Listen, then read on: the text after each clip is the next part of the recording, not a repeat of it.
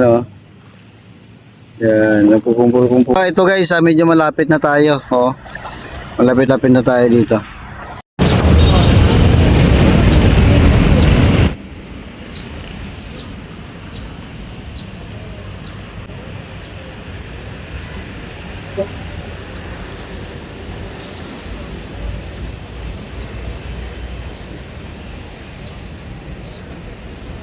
Ang dami ng barko dito guys sa Manila Bay. Oh. Meron pang patrol boat ng Philippine Coast Guard. At doon sa dulo, yan ang mga barko ng contractor ng reclamation. At yun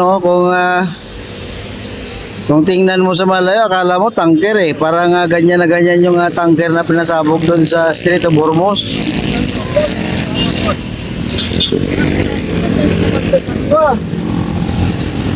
Grabe nga reclamation, kitang-kita na yung buhangin, may bundok na sa gitna ng dagat. So dito tayo guys, update lang tayo. Yun naman yung yate na yun, anong nangyari doon? Parang nakataob. Pag tinignan sa malayo, parang nakataob. You see the white sand?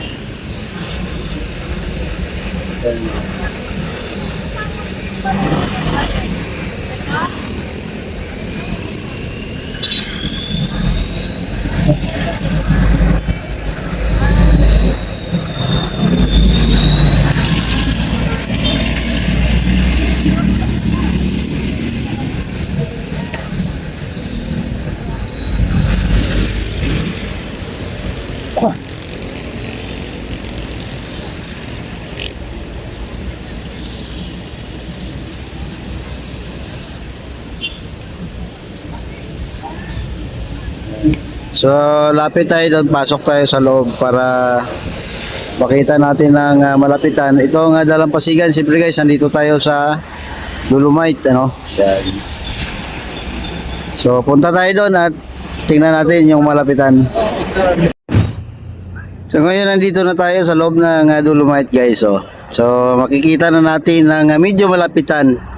Ito nga mga barko, yan Yung may mga mahabang uso, I don't know kung makuha pa yan sa video ko Gamit lang natin kasi cellphone. Yung mga may mahabang uso ay nagbubuhos po yan.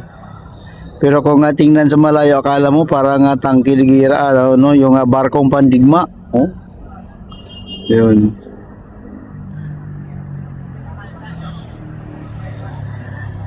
Grabe na, lalo nga dumadami ang barko dito ngayon sa Manila Bay.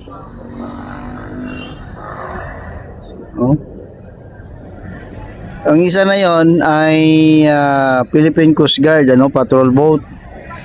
Simula nung gira kasi sa Middle East, naka-alert ang US Embassy. Siyempre sila palagi yung target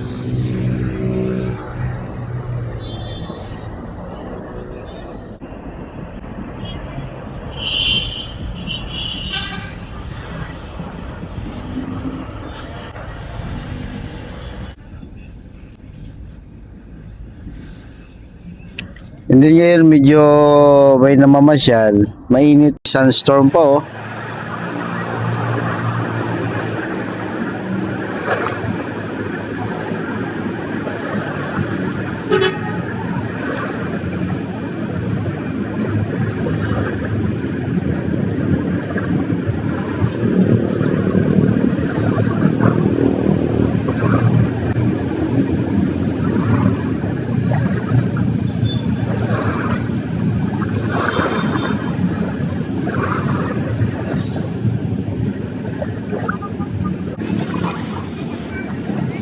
Yan. So Manila Bay, Dolomite, parang kilan lang itong Dolomite ay binubuhusan pa. Ngayon ganito na siya.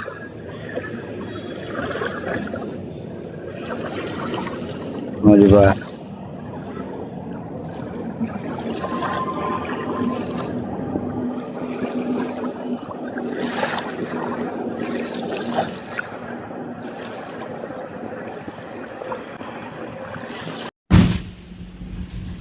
So update pala tayo dito sa tubig no ng Manila Bay. May mga nakikita kasi akong maliliit na isda. Yan oh.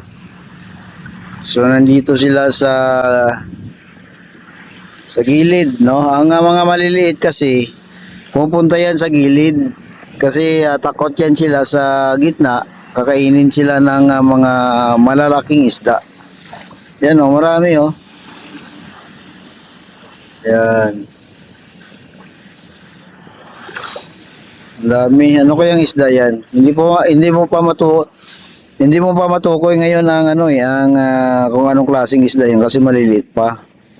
Pero since nagkukumpul-kumpulan sila. So may yung survival rate kasi no, medyo lesser or mas makakasurvive sila pag nagtipon-tipon sila. Ano? Yan. Yan, takot yan sila sa mga malalaking isda. Yan o.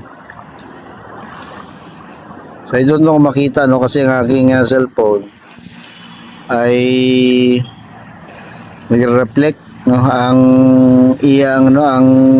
sinag ng araw nagre-reflect sa aking screen. So yan.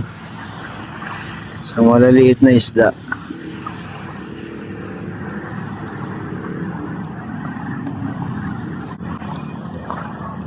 So yan ang dalampasigan ano, ganyang kalinis.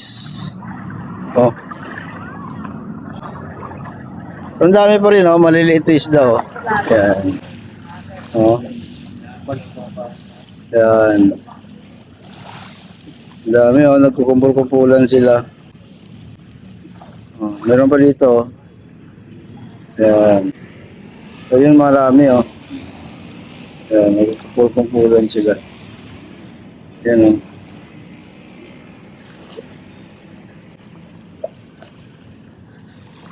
Yan oh. Yan, nagkukumpul-kumpulan sila eh oh.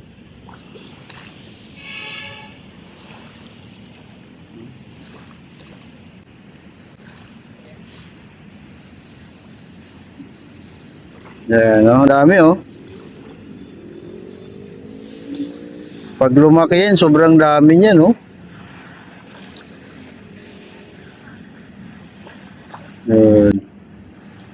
Nagano sila, sumusunod sila sa kanang leader.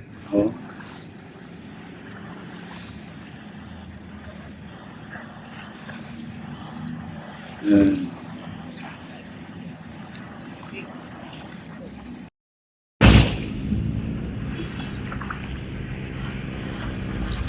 Ito guys, medyo malapit na tayo. Oh. Malapit-lapit na tayo dito. Sa mga barko na yan. Yan.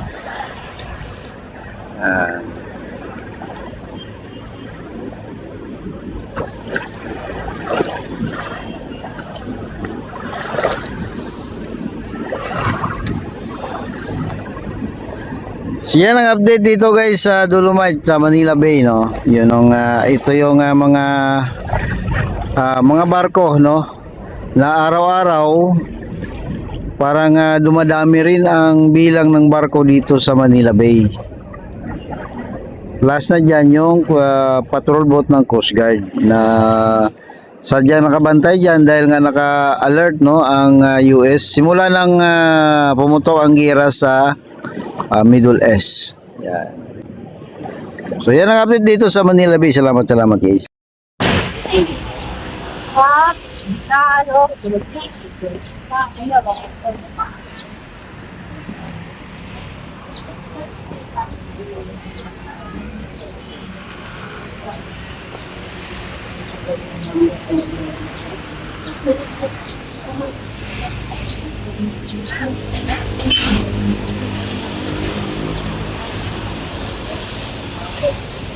That's what the last time dumping